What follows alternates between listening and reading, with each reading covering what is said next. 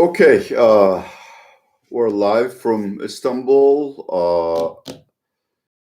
I think the internet connection is working somewhat.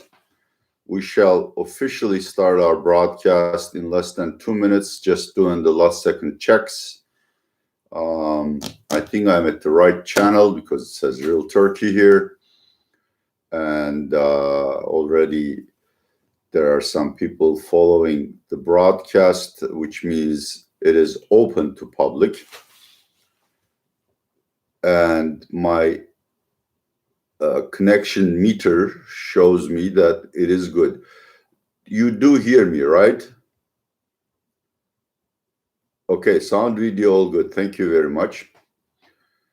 Today, our primary subject is politics. There has been very interesting developments in the relationship of Russia vis-a-vis Iran and Syria, as well as Turkey's relationship with Russia. How do we fit all of these into Turkey's geostrategic stance, and what might change in the near future would be the questions I will try to answer when our broadcast starts. I think it shall last about 20-25 minutes. I must admit this is one of the most difficult broadcasts I shall be making because it requires a lot of background explanation and some knowledge of Turkish or regional politics. Okay, here we are. It's 2:30 Istanbul time, and you are at Real Turkey YouTube channel. I am Atilla Yeşilada, your presenter. Today's topic is Turkey, stuck between United States and Russia. Now, Turkey has been traditionally a Western ally, part of NATO, a member candidate of EU, and a strategic partner of United States. This has all changed, first slowly under President Erdogan, and then extremely rapidly after the 2016 aborted coup. Turkey always suspected, and I mean Turkey, not only AKP, but most of the parties, as well as a large portion of the public, suspected that the coup is orchestrated by Fethullah Gülen, a preacher who lives in Pennsylvania, and that the United States, or at least some of the secret services, were aware of it, or perhaps even encouraged Fethullah Gülen to stage this coup. That has been one of the first breaking points in the strategic alliance between Turkey and the United States. The fact that the United States would not extradite Fethullah Gülen, which is difficult. Turkish legal standards are different. Turks don't understand that. You don't just extradite people. Has been a second reason. But there are also other topics of conflict between Turkey and the United States and EU as well. These are the Halkbank trial. Halkbank is a state-owned commercial lender accused of violating Iran sanctions, that is, allowing Turkish parties to smuggle gold or other sanctions, forbidden items to Iran. And of course, recently, the main focus of conflict and Turks' dislike of the United States has been the military aid provided to Kurdish YPG PYD political entity in northeast Syria, which Turkey considers a terrorist organization. It is certainly very closely, intimately aligned with a notorious terror organization and Turkey's nemesis, PKK. Turkey simply couldn't get across to American security officers or to White House that supporting this entity would harm Turkey's national interests or national security in the long run. On the other hand, Russia has been very supportive. Apparently, it was the Russian intelligence service who have first told Erdogan that a coup might be in the making. And in any case, not only Mr. Erdogan, but Turkey's Islamist Islamists as well as socialists are anti-Western, anti-imperialist. They're not necessarily anti-Christian, but they don't like the Western civilization. I think that comes from the fact that Western countries have briefly invaded Turkey before our War of Independence. And, Islamist nemesis, the founder of the Republic, Mr. Atatürk, was a Westernizer. He was a product of the European culture, as I am, by the way. So anyhow, there were a lot of, opportunities for Mr. Erdogan to turn to Russia, and he was warmly embraced by Russia. Russia managed to sell us a nuclear power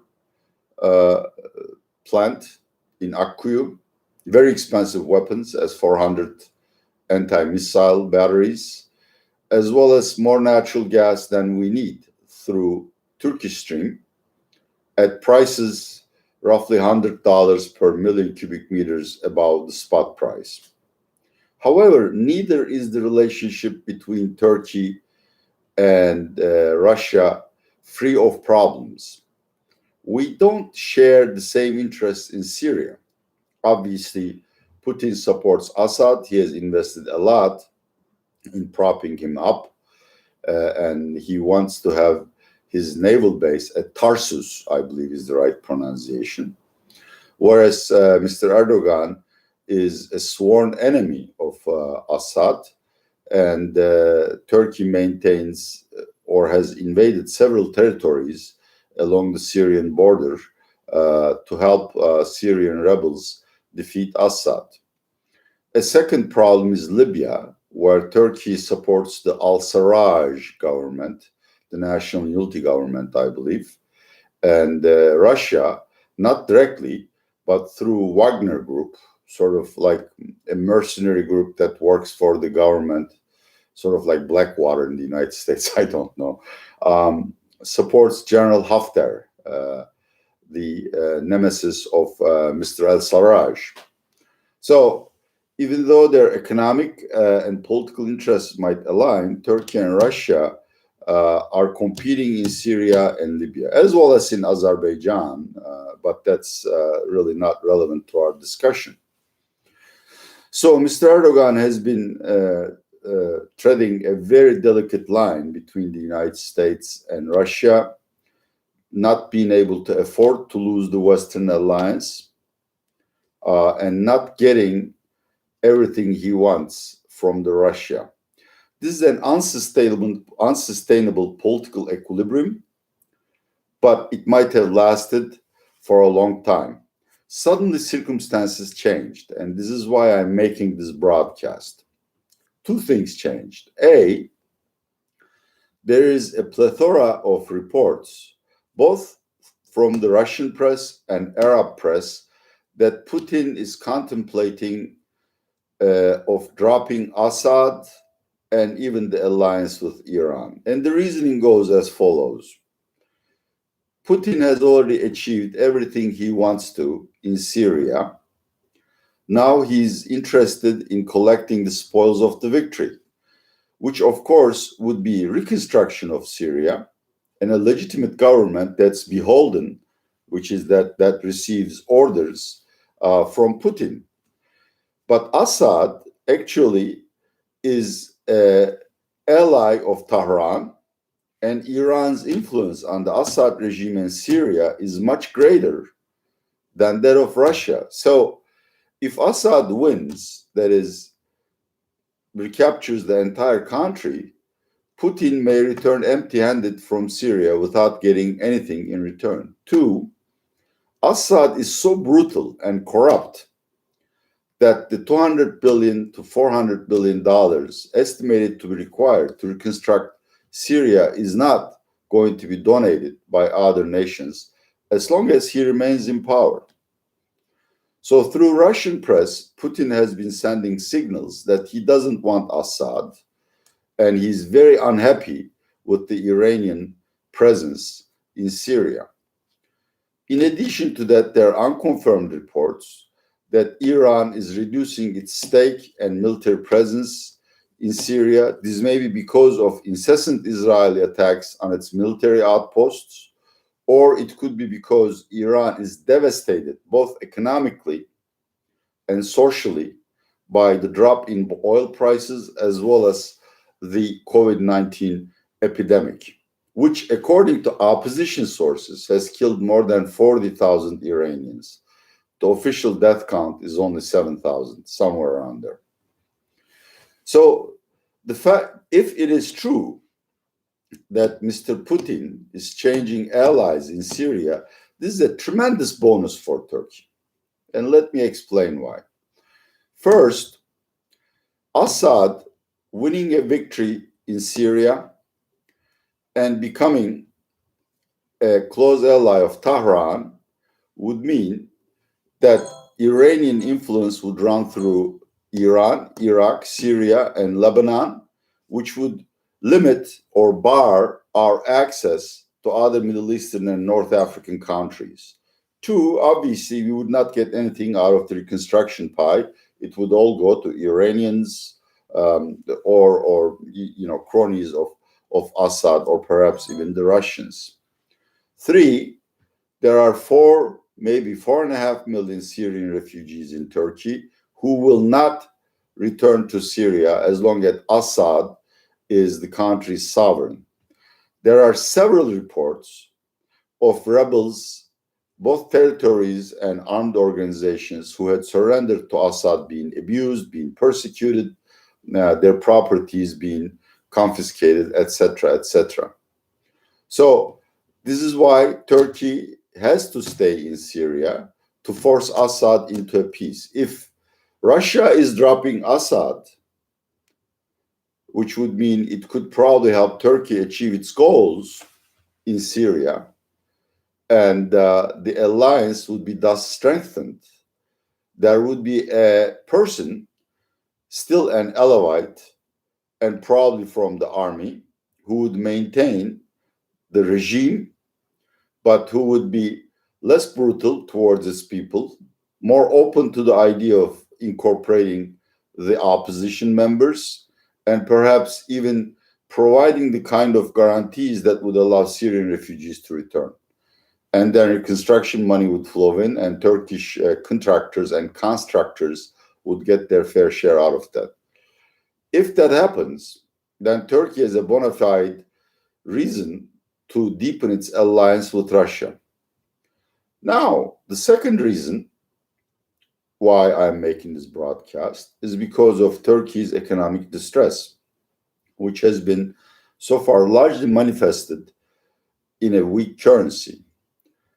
Dollar TL exchange rate soared as high as 7.27 on Thursday, when Turkey's banking regulator, BRSA, forbid 3 international banks from transacting in Turkey. And today, the Turkish government levied additional import duties on 30 pieces of different types of goods, some of which are actually investment goods, to stop the depreciation of the TL.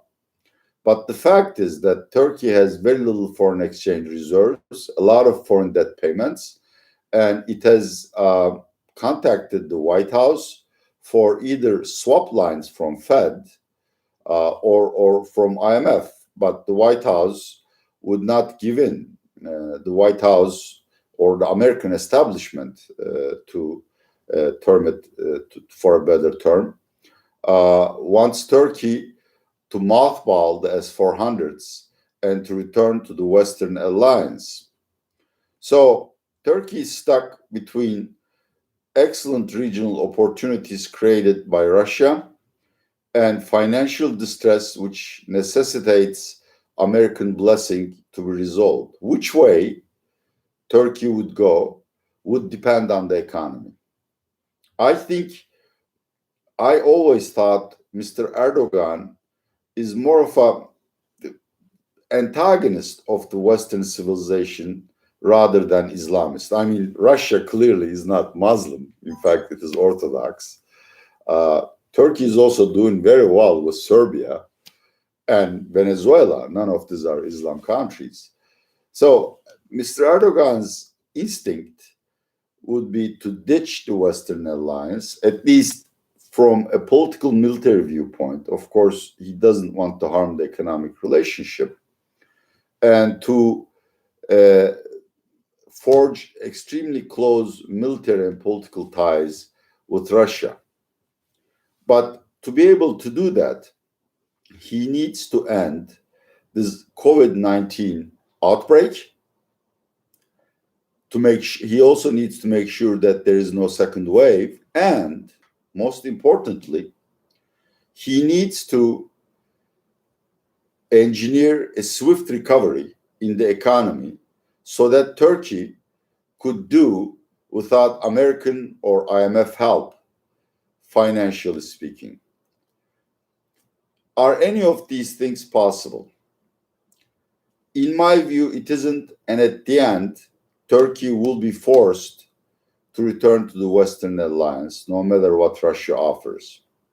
And allow me to explain why briefly.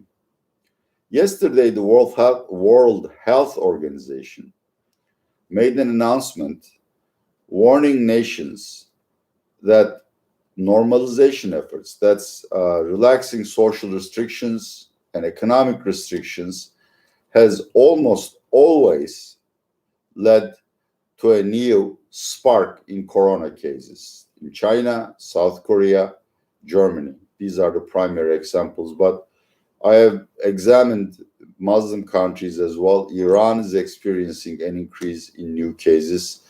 Any country that relaxes restrictions is subject to some kind of second wave, though in some countries it's more of a ripple rather than a tsunami. And I think Turkey belongs to the group of countries which had to rush into the normalization simply because people were starving, uh, metaphorically speaking, and jobs had priority over health. Two, even if there is no second wave of the coronavirus epidemic, there is really no hope for the Turkish economy to recover this year. This is not my personal opinion, by the way. IMF expects the Turkish economy to shrink by 5% this year. I think the European Commission expects 3.5% decline, etc., etc. And recovery would rather be U-shaped rather than V-shaped. This is a problem that's common to many emerging nations that have a large service industry and large tourism industries. We would be losing those jobs and they will not come back for at least a year. Loss of jobs means loss of purchasing power and, of course, lower consumption expenditures. And in addition to that, Turkey's main export markets, EU, Arab countries, Iran, are all in a deep recession, which means we cannot make up the loss in domestic consumption with higher exports. This is why I don't expect Erdogan to be able to engineer a strong recovery. Of course, Turkish economy, like most other economies, would recover somewhat once the outbreak is over or has eased, but it will not go back to the pace of economic activity for the next year or two. This means Turkey's need for financial aid from abroad would remain intact. And that kind of financial aid cannot be provided by Russia, which is, of course, suffering from very low energy prices, as well as the fact that there are, I think now, I believe, 200,000 cases or so, and the death statistics are being upgraded. So Mr. Putin is extremely busy trying to stamp down, the outbreak in his country, as well as to preserve precious financial resources in case low oil prices and the outbreak lasts into 2025. So at the end, it is not ideology or even geopolitics, but the economy that will decide Turkey's decision. And I believe Turkey will, by summer months, become closer to the United States, perhaps by abandoning the S-400s, and applying for an IMF standby loan to save the economy. Thank you very much. This is today's broadcast. I'm Atilla Yeşilada, and you were at Real Turkey channel. In a few days, we'll be back with another live broadcast. I wish all of you good health, and please observe social distancing measures. Bye-bye now.